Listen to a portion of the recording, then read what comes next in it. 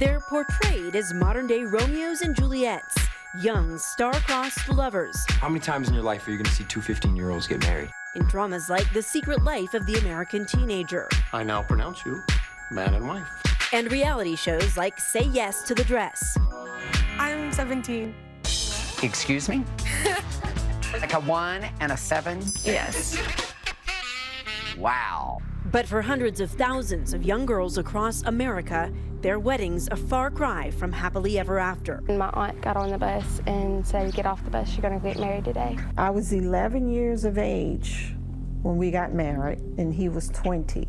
Child marriage, it's an issue many can't imagine exists in American neighborhoods. There's no place in civilized society for the early or forced marriage of children. End child marriage now! Ask Gazette will tell you how! But over the course of a year-long investigation, we traveled from the East Coast to the mountainous West to the heartland, uncovering America's child brides.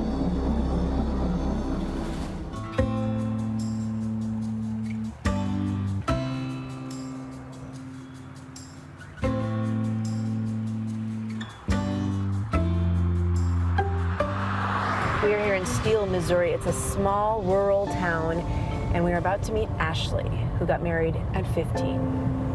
For Ashley Duncan, a freshman in high school, what started as a typical school day ended with her becoming a wife. My aunt, she got on the bus not long after I did and said, "Come on, get off the bus, you're gonna go get married." After discovering she was pregnant, Ashley believed marrying her 18-year-old boyfriend was her only option. Did anyone ask you anything at the courthouse? Did they take you aside to say, "Are you sure you want to do this?" No. No one. What do you remember feeling at that point? I was scared, but at the time, I was told and believed since he was 18 or older, he would go to jail because I was pregnant. Did you understand at the time, at age 15, what getting married meant? No. I don't realize how big of a commitment I was making. What did you dream about when you dreamed about your wedding? My dress. I've always wanted to be different, and a traditional wedding is the bride wears white and the husband wears like a black tuxedo or something, and I wanted to wear a black dress and I wanted the men to wear white. On that actual day, do you remember what you were wearing? I think I was wearing just regular pants that I would wear every day, and I think of my hoodie because it was cold. Not the dress you dreamed about? No, not at all.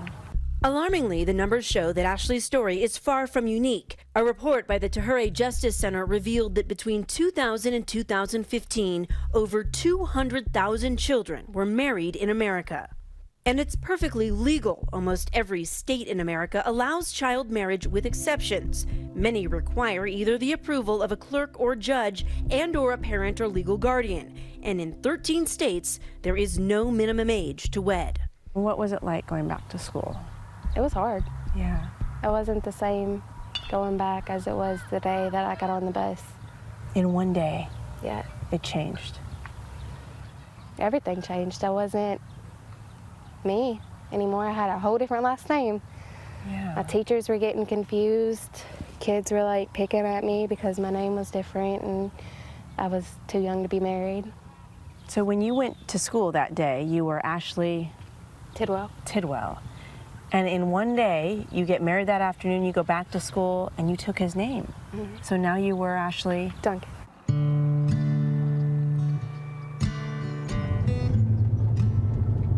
It's crazy to think that out here there was actually so many kids grew up out here. Soon enough, Ashley would drop out of school. After 2 years of marriage and the birth of her second child, she and her husband would separate. Even though Ashley and her husband were both teens, the vast majority of marriages occur between an adult man and a younger girl, some of them as young as 11. Like Sherry Johnson, now 59 years old. This is that 11-year-old girl that got married. This is the dress that my mom made. When you look back at that photo, what do you think? It shouldn't have happened. I think that this shouldn't be. At age 11, before she was even a teenager, Sherry married a man nearly twice her age. We got married that night after church. Nobody said anything. I knew I was a child. I know I was 11. I knew he was 20, so I knew something was wrong then. And I was really totally surprised that they allow it to happen. She says she was forced into the responsibilities of marriage by her mother. Her husband, a deacon in the church, had statutorily raped her prior to their marriage. I was being raped by people with authority. I didn't know what was actually really happening. I just know that something wasn't right about it. She had already given birth to their first child at just 10, and soon she was pregnant again. I remember going to school at the time in the 5th grade and coming home and had to wash diapers out in the tub. Like so many child brides, she dropped out of school. Over their 7 years of marriage, she would have 6 children, finally leaving her husband when she turned 17 and later divorcing him. Ms. Johnson is the reason for this bill. She is the voice for this bill. Now she's on a mission fighting to end child marriage in Florida. Ms. Johnson was raped at a very young age by her deacon at church. And when it was found out that she was pregnant, her parents did the unthinkable. They forced her to marry the man who impregnated her as a child. Her story read into the record last year, just before lawmakers passed a bill meant to protect girls like her. 37 yeas, 0 nays, Mr. President. So by your vote, the bill passes. There is obvious potential for abuse and exploitation, a whole host of horrors to lurk behind a marriage license that involves a child. Ginny Smoot, an advocate with the I Justice Center, tells us that among child brides, the rate of domestic abuse is 3 times higher, and they are twice as likely to end up in poverty and drop out of school.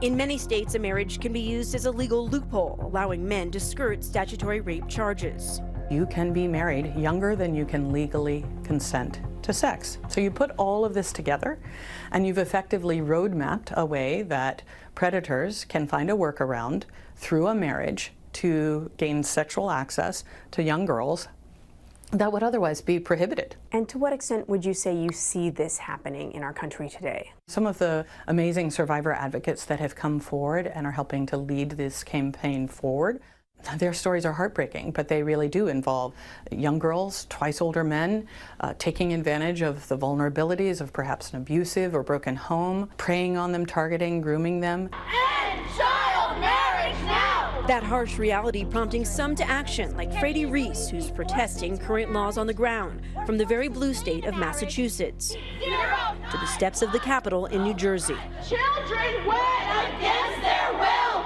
Now's the time to pass the bill. Reese is the head of the nonprofit Unchained at Last. Much of her battle is to convince legislators and the public that child marriage is an issue needing attention. Are we okay with child marriage being legal right here in New Jersey? No! Hi, Senator Cafalas. This is Frady at Unchained at Last. How are you doing? For Frady, this is a personal crusade. The location of her office is secret, hidden to protect those who are trying to escape. But what's painfully frustrating for Frady is that most of the time, legally, there's nothing she can do to help. When a child reaches out to us and says, please help me, I'm about to be forced into a marriage, or I was just forced into a marriage, there's almost nothing that we can do to help her. We could be charged with kidnapping if we help her to leave home. Well, how does that make you feel that there's almost nothing you can do? Well, it's heartbreaking for me. I started this organization to help people, and I've said, call me, I'm going to help you. And if I didn't realize that if you're not yet 18, I cannot help you. And when these girls call and they end up in the hospital because they tried to kill themselves, or they just stop calling and I understand that they've given up and decided to go along with the marriage. It's really heartbreaking, and that was why I said I'm not going to accept this.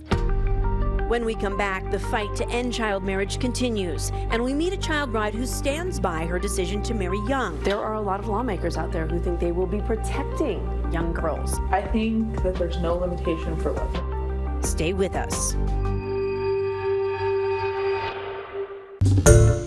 Hi, everyone. George Stephanopoulos here. Thanks for checking out the ABC News YouTube channel. If you'd like to get more videos, show highlights, and watch live event coverage, click on the right over here to subscribe to our channel. And don't forget to download the ABC News app for breaking news alerts. Thanks for watching.